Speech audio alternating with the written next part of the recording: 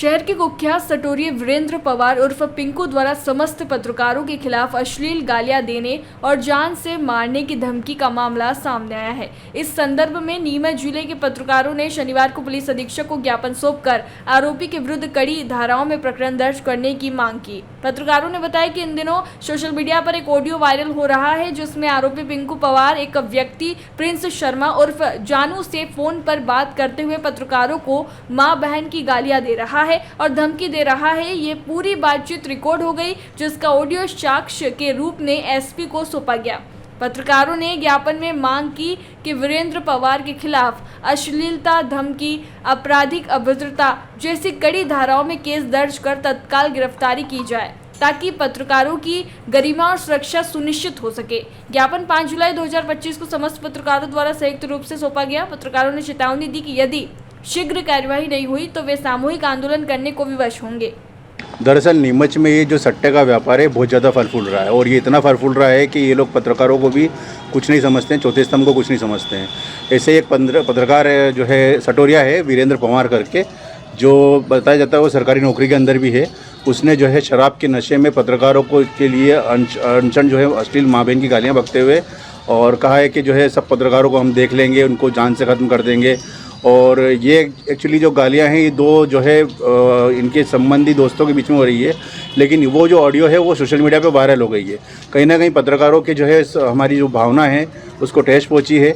पत्रकार अपनी एक स्वतंत्र जो है अपनी लेखनी से लिखता है, अपना काम खुद करता है। हमारा काम समाज की आवाज़ को जो है जगाना है, न कि अपने पारिवारिक रूप से गालियाँ खाना है। इस संदर्भ में अतिरिक्त पुलिस अधीक्षक महोदय को आज जो है एक आवेदन सौंपा गया है और हम चाहते हैं कि इस मामले में सख्त से सख्त जल्द से जल्द कार्रवाई हो। अगला कदम पत्रकारों को क्या होगा? देखिए, ऐसा कुछ भी नहीं है कि अगला कदम क्या होगा। पत्रकार की जो है भाषा और अपनी लेखनी गोपनीय रहती है। हम बिल्कुल अगर ये होता है, पहली बात तो हम पुलिस अधीक्षक महोदय से चाहेंगे कि पूरे शहर के अंदर जितने भी सटोरिये हैं उनके ऊपर एक तरफा से कार्रवाई की जाए इस सटोरिये के साथ में ही, क्योंकि इन लोगों के जो आत्मबल बहुत ज़्यादा बढ़ गया है। ठीक है, पूछो तो फिर मेरे भाई। तो पूछो रे। ज्ञापन दिया गया, क्या मामला है, क्या कुछ कहेंगे?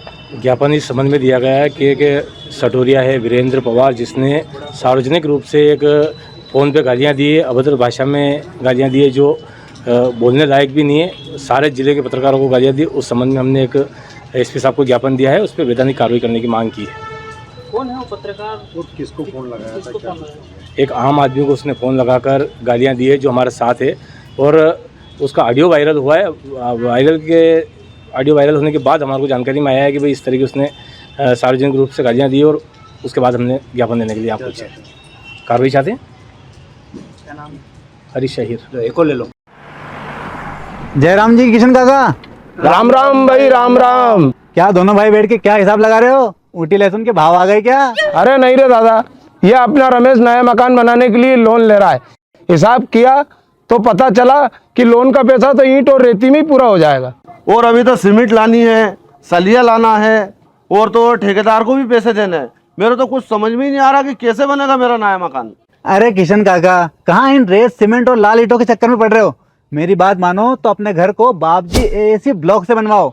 इसमें ना सीमेंट और रेत की जरूरत होती है, ना ही तराई करने की झंझट। और लाल ईंटों के मुकाबले आपका मकान काफी तेजी से बनकर तैयार हो जाएगा। इससे आपके पैसे तो बचेंगे ही, साथ ही मजबूती ऐसी कि सालों साल देखने की जरूरत नहीं।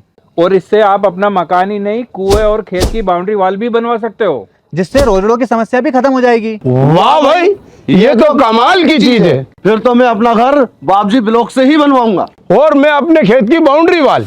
ज्यादा जानकारी के लिए स्क्रीन पर दिए गए नंबर पर अभी कॉल करें। बाबजी एएसी ब्लॉक्स, स्टील से मजबूती।